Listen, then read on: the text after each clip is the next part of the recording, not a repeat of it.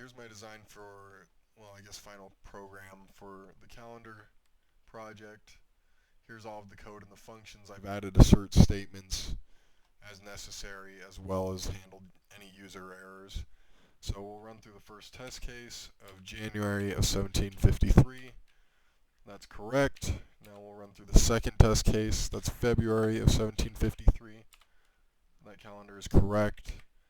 Third test case is January of 1754. That looks correct. We're going to go to the next. That is February of 1756. That's correct. Next test case is February of 1800. I don't know if that's a leap year. I believe so. That's correct. February of the year 2000. I believe a leap year. That should be correct. Now we're going to handle the errors, and you'll see the user input. So input month 0, we get an error message, and we return to the input.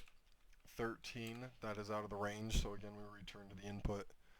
11, that's a valid month, so it's going to take the input. And now a year, we're going to try a negative number. That's outside of the Gregorian calendar, so that's not going to work.